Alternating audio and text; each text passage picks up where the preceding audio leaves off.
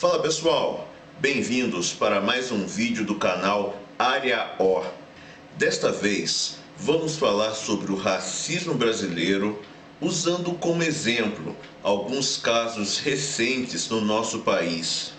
Desde o caso do garoto Miguel, até os frequentes vídeos que aparecem abuso de poder por parte de policiais militares.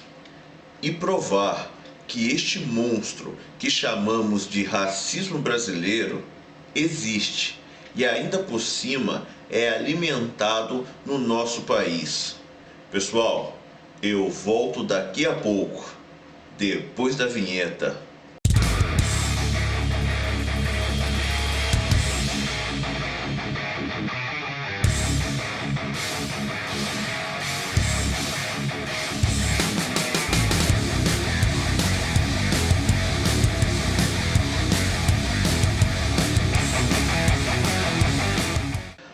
Antes de começar a desenvolver a minha opinião sobre o assunto racismo brasileiro, eu quero dizer que o propósito do meu canal não é ficar só no assunto racismo.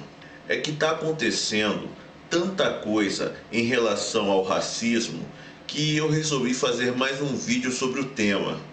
Mais para frente, eu estarei falando sobre política, cinema, livros, quadrinhos, entre outros assuntos.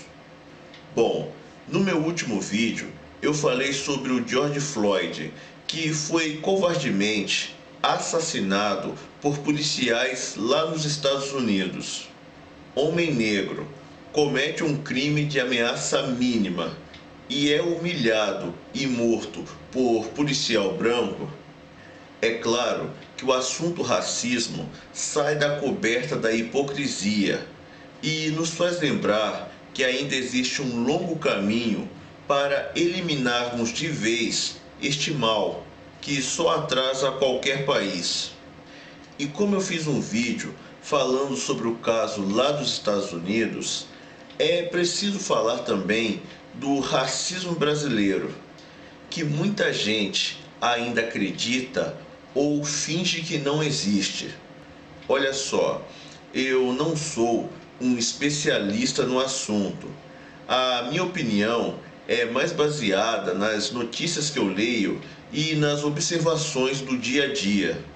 Mas eu vejo três problemas que, pelo menos para mim, ajudam a explicar o racismo brasileiro: educação e elitismo, falando de grande parte da sociedade em geral, e falta de preparo de quem trabalha com o público, principalmente de agentes da lei.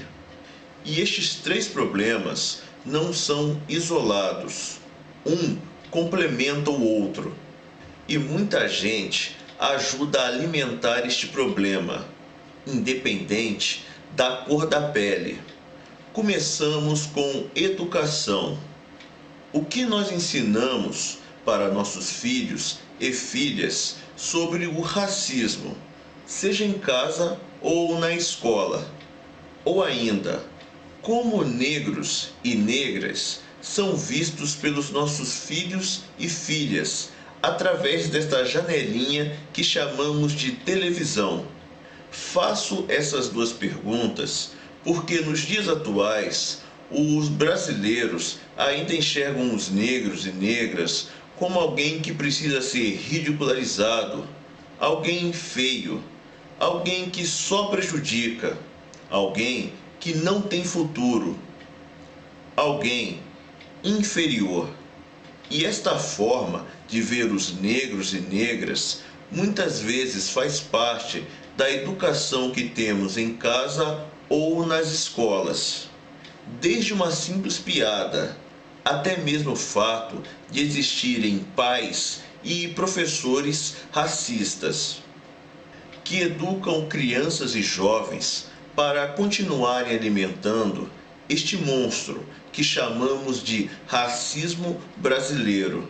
E também não adianta dizer para os seus filhos e filhas que o racismo é feio e bobão, sendo que o único contato com negros e negras que as suas crianças possuem é com o empregado e a empregada que trabalham para você. Por falar em empregada, e o caso do menino, filho de uma empregada negra, que caiu do 9º andar de um prédio e morreu por causa do descuido de uma patroa branca. Usando este caso como exemplo, chegamos no segundo problema: o elitismo brasileiro. Primeiro, vamos separar as coisas. Existem homens e mulheres que, por causa do trabalho, não possuem tempo para cuidar da casa, cozinhar, passear com o cachorro e até mesmo cuidar de filhos. Mas grande parte das pessoas que possuem um salário maior, como doutores, políticos, empresários, artistas, adoram a sensação de ser diferenciado, de estar no topo do mundo, de ser da elite. Mas ser da elite não é cozinhar, não é limpar casa, não é pegar o cocô do próprio cachorro nas ruas e menos ainda aturar choro e fralda cagada do filho ou filha. Tirar selfie com o neném fofinho é ser da elite. Trocar a fralda cagada? Não. Adivinha para quem sobra este tipo de serviço?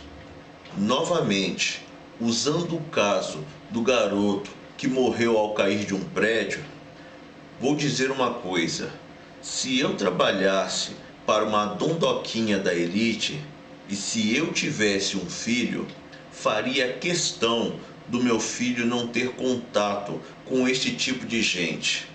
Pois se a dondoquinha não tem paciência nem para cuidar do próprio filho, que, por exemplo, poderia ser um garoto branco, loirinho, de olhinhos azuis, com certeza a dondoquinha não vai ter paciência para cuidar do meu filho, que poderia ser um garoto negro. E não me interpretem mal, eu não estou culpando a empregada que perdeu seu filho por confiar que a patroa teria pelo menos o bom senso para acompanhar uma criança até um local seguro.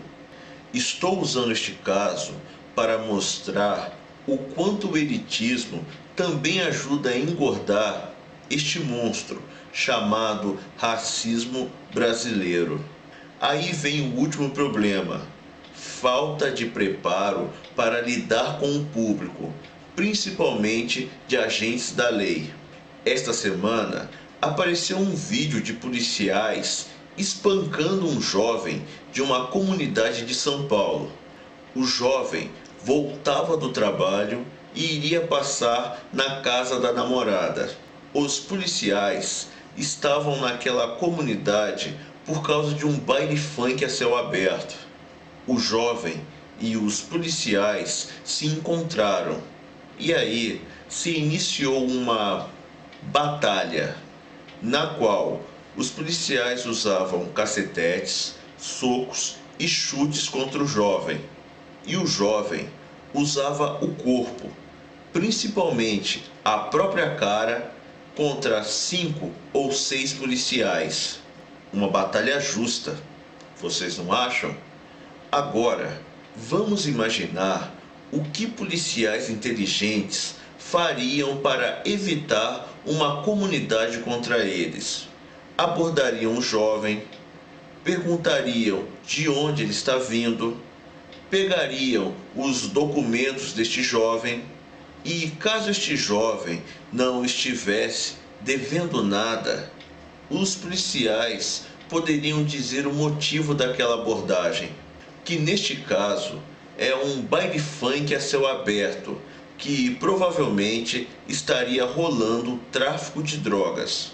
Pronto, os policiais fariam o seu trabalho, mudariam a imagem de truculentos perante uma comunidade e o jovem não seria mandado para um hospital. Mas por que isso não acontece?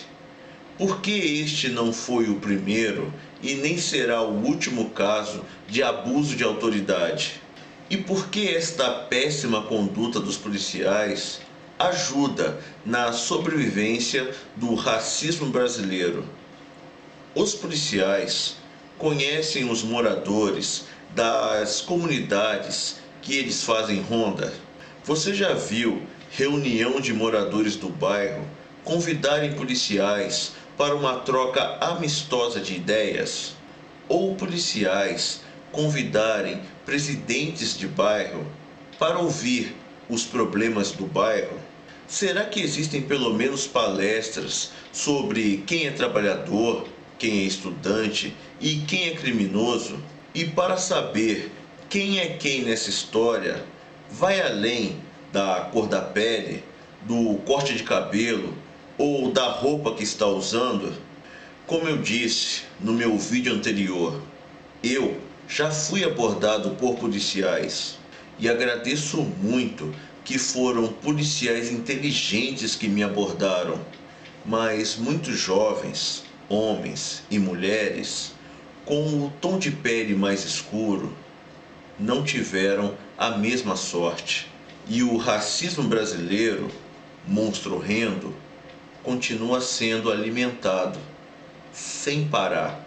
Como eu disse, educação, elitismo e falta de preparo não são problemas isolados na questão racial. Se em casa ou na escola um indivíduo aprende a ser um racista, ele vai se tornar um racista com diploma, ou um pai ou uma mãe racista, ou um profissional racista, ou ainda pior, um racista uniformizado e armado.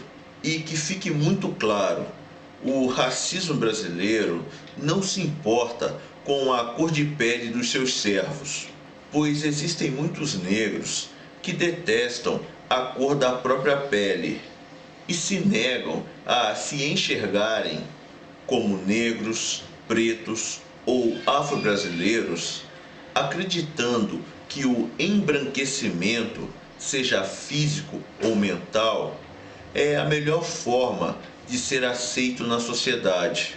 Fora os negros e negras que, quando chegam na elite, não perdem a oportunidade de humilhar, ofender, atacar e ou ridicularizar os irmãos de cor que não conseguiram entrar no paraíso. Olha o elitismo aí de novo. E o racismo brasileiro, monstro voraz, fica feliz da vida, pois sabe que não passará fome neste país. Entendam, o racismo brasileiro é um monstro real que acaba com a autoestima, principalmente de crianças e adolescentes. E podem ter certeza que eu sei disso. Mas se continuarmos encarando este monstro como um faz de conta para assustar as crianças, o racismo brasileiro vai continuar vivo, invisível para os olhos de quem se recusa a enxergar, porém com efeitos nocivos que o país inteiro vai sentir. Mas esta foi apenas a minha opinião. Fique à vontade para concordar ou discordar dela. Gostou do vídeo? Dê um like, compartilhe e se inscreva no meu canal. Não gostou? Suas críticas podem me ajudar a melhorar. E não se esqueça de ativar o sininho para receber as notificações dos novos vídeos do Área O. Pessoal, eu fico por aqui. Até mais nesta mesma área.